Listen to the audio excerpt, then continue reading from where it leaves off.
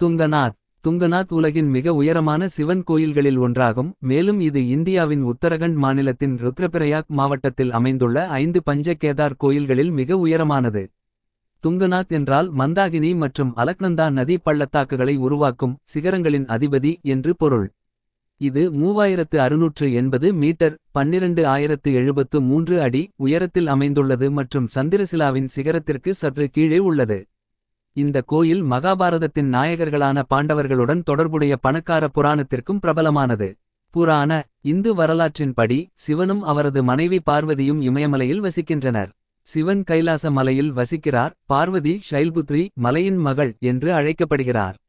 இந்து இதிகாசமான மகாபாரதத்தில் விவரிக்கப்பட்டுள்ள கர்வால் பகுதியில் உள்ள சிவன் மற்றும் பஞ்ச கேதார் கோவில்களின் கட்டுமானம் தொடர்பான பல நாட்டுப்புற புராணக்கதைகள் உள்ளன.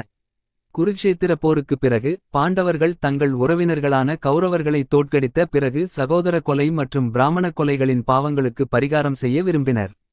அவர் சிவனின் ஆசீர்வாதத்தை பெற வாரணாசிக்குச் சென்றார். ஆனால் சிவன் அவரிடமிருந்து தப்பிக்க விரும்பினார் மற்றும் கர்வால் பகுதியில் ஒரு காளை நந்தி வடிவத்தில் ஒளிந்து கொண்டார். பாண்டவர்கள் வாரணாசியில் சிவனை காணாததால் அவர்கள் கர்வால் இமயமலை நோக்கிச் சென்றனர். குப்தகாசி அருகே ஒரு காளை மேய்ந்து கொண்டிருந்ததைக் கண்ட பீமன் அது சிவன் என்று உடனே அடையாளம் கண்டுகொண்டான். பீமன் காளையை பிடிக்க முயன்றான். ஆனால் சிவன் தரையில் மறைந்து பின்னர் துண்டுகளாக தோன்றினார். கேதார்நாத்தில் கூம்பும் துங்கநாத்தில் கைகளும் ருத்ரநாத்தில் முகமும் மத்தியமகேஸ்வரில் தொப்புளும் கல்பேஸ்வரில் முடியும் காணப்பட்டன. இது மீண்டும் தோன்றியதில் மகிழ்ச்சியடைந்த பாண்டவர்கள் பஞ்ச கேதார கோயில்களை கட்டினார்கள். பூஜா துங்கநாத் கோவிலின் பூசாரிகள் மக்குமாத் கிராமத்தைச் சேர்ந்த உள்ளூர் பிராமணர்கள். அவர்கள் மற்ற கேதார் கோயில்களைப் போலல்லாமல் தென்னிந்தியாவைச் சேர்ந்தவர்கள் அல்ல. குளிர்காலத்தில் கோயில் மூடப்பட்டு இங்கிருந்து 29 கிலோமீட்டர் தொலைவில் உள்ள மக்குமாத் கிராமத்தில் உள்ள மார்க்கண்டேஸ்வரர் கோயிலுக்கு தெய்வத்தின் அடையாள உருவம் எடுத்துச் செல்லப்படுகிறது. நிலவியல் துங்கநாத் மந்தாகினி மற்றும் அலக்நந்தா நதிகளின் நீரை பிரிக்கும் முகடுகளின் உச்சியில் அமைந்துள்ளது. இந்த மலைப்பகுதியில் உள்ள துங்கநாத் சிகரம் ஆகாஷ்காமினி நதியாக உருவாகும் 3 நீர்வீழ்ச்சிகளின் மூலமாகும். சோப்தாவிலிருந்து 5 கிலோமீட்டர் மலையேற்றத்திற்கு பிறகு கோயிலை அடையலாம். சந்திரசிலா சிகரத்தின் உச்சியில் இருந்து இமயமலை மற்றும் கர்வால் பள்ளத்தாக்கின் பனி சிகரங்களின் பரந்த காட்சிகளை காணலாம்.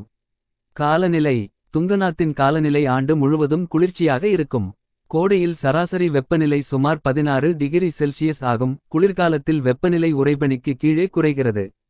குளிர்காலத்தில் கடும் பனிப்பொழிவு காரணமாக கோயில் மூடப்பட்டிருக்கும் என்பதால் ஏப்ரல் முதல் செப்டம்பர் வரையிலான காலகட்டம் கோயிலுக்குச் செல்ல சிறந்த நேரம். கண்காணிப்பு மற்றும் அணுகல் ருத்ரபிரயாக்கிலிருந்து 23.9 கிலோமீட்டர் தொலைவில் உள்ள சோப்தாவிலிருந்து 5 கிலோமீட்டர் மலையேற்றம் தொடங்குகிறது. துங்கநாத்திற்கு மலையேற்றம் மிக குறுகியது மற்றும் 4 முதல் 5 மணி நேரத்தில் முடிக்க முடியும். இந்த மலையேற்றம் அழகான இயற்கை காட்சி மற்றும் தாவரங்களால் சூழப்பட்டுள்ளது. அருகிலுள்ள விமான நிலையம் டேராடூனில் உள்ள ஜாலி கிராண்ட் மற்றும் அருகிலுள்ள ரயில் நிலையம் ரிஷிகேஷில் உள்ளது. ராவண ஷிலா பேசும் மலை துங்கநாத் கோயிலுக்கு மேலே ராவண ஷிலா அமைந்துள்ளது. இங்கு சந்திரசிலா எனப்படும் சிறிய கோவில் உள்ளது. இந்த இடம் ராமாயணத்துடன் தொடர்புடைய வரலாற்று முக்கியத்துவம் வாய்ந்தது. இராவணனை கொன்ற பிறகு ராமர் இங்கு தவம் செய்ததாக கூறப்படுகிறது.